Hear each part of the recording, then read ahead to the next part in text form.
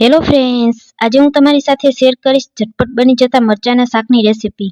જ્યારે ઘરમાં કાંઈ પણ શાક ન હોય અથવા આપણે ઉતાવળ હોય ત્યારે આ રીતે 5 જ મિનિટમાં મરચાનું શાક બનાવીને તૈયાર કરી શકીએ છીએ। તો સૌ પહેલા 500 ગ્રામ મરચાને મેં પાણીથી ધોઈને સાફ કરી લીધા છે। હવે બધા મરચાને આપણે આ રીતે ટુકડા કરી લેશું।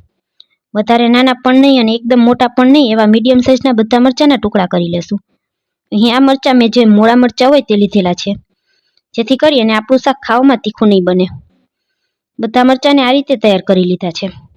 હવે આપણે તેને સાઈડમાં રાખી દેશું અને શાકની ગ્રેવી બનાવી લેશું। તો શાકની ગ્રેવી બનાવવા માટે એક વાટકામાં 2 થી 3 ચમચી જેટલું આપણે દહીં લઈ લેશું। ત્યારબાદ તેમાં 5 ચમચી જેટલો હળદર પાવડર ઉમેરી દેશું। મરચાંના માપનું મીઠું ઉમેરી દેશું। અડધી ચમચી લાલ મરચું પાવડર ઉમેરી દેશું।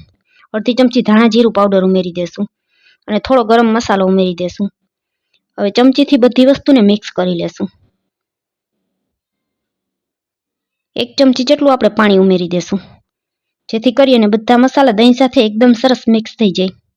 અને ફરી પાછું ચમચીથી આ રીતે મિક્સ કરી લેશું। દહીં અને મસાલા બધું એકસરખું મિક્સ થઈ જાય એ રીતે આપણે તેને તૈયાર કરી લેશું। તમે જોઈ શકશો બધું જ એકસરખું તૈયાર થઈ ગયું છે। હવે એક પેનમાં 2 ચમચી તેલ ગરમ કરી લેશું।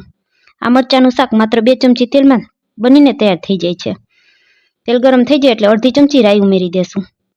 રાઈ તેલમાં એકદમ સરસ સંતળાઈ જાય ત્યારબાદ આપણે તેમાં અડધી ચમચી જેટલું જીરું ઉમેરી દેશું અને જીરાને પણ તેલ સાથે સાંતળી લેશું।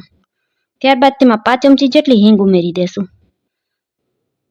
હિંગ પણ એકદમ સરસ તેલમાં સંતળાઈ જાય ત્યારબાદ 8 થી 10 લસણની કળીને ઉમેરી દેશું। મેં આખી લસણની કળી ઉમેરેલી છે, તમારે કટકી કરીને ઉમેરવું હોય તો પણ ઉમેરી શકો છો। હવે લસણને પણ 1 મિનિટ સુધી આ રીતે તેલમાં સંતળાવા દેશું। લસણ એકદમ સરસ તેલમાં સંતળાઈ જાય ત્યારબાદ આપણે કટકા કરીને રાખેલા મરચાં ઉમેરી દેશું। હવે ચમચાની મદદથી મરચાંને મિક્સ કરી લેશું અને 1 મિનિટ સુધી મરચાંને આ રીતે તેલ સાથે સંતળાવા દેશું। મરચાં એકદમ સરસ તેલ સાથે ચડી જાય ત્યાં સુધી આપણે તેને થવા દેવાના છે। તો 1 મિનિટ સુધી આપણે આ રીતે તેલમાં પહેલા સાંતળી લેશું। હવે આપણા મરચાં તેલ સાથે થોડા સંતળાઈ ગયા છે। આ રીતે મરચાં થોડા સંતળાઈ જાય એટલે તેમાં આપણે ઢાંકણ ઢાંકી અને 1 મિનિટ સુધી થવા દેશું। હવે મરચાંને ચડતા 1 મિનિટ જેવો સમય થઈ ગયો હતો, તો હવે ઢાંકણ ખોલી અને આપણે મરચાંને જોઈ લેશું। તો મરચાં એકદમ સરસ સોફ્ટ થઈ ગયા છે। આ રીતના મરચાં ચડી જાય એટલે હવે આપણે તૈયાર કરીને રાખેલી દહીંની ગ્રેવી હતી તેને ઉમેરી દેશું અને ચમચાથી મિક્સ કરી લેશું। અને ગ્રેવી અને મસાલા બધું એકસરખું ઉકળી જાય ત્યાં સુધી આપણે તેને થવા દેવાનું છે।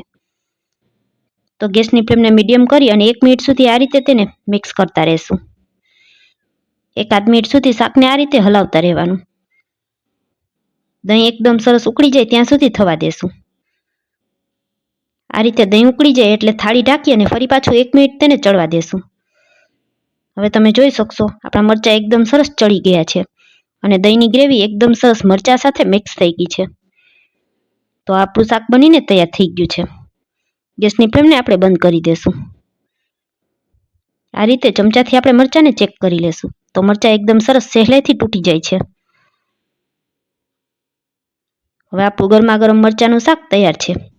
તો ગેસની ફ્લેમને બંધ કરી અને ઉપરથી થોડા લીલા ધાણા એડ કરી દેશું અને એક વખત ચમચો ફેરવી અને શાકને આ રીતે મિક્સ કરી લેશું। હવે તૈયાર કરેલા શાકને ગેસ ઉપરથી ઉતારી અને ગરમા ગરમ સર્વ કરશું।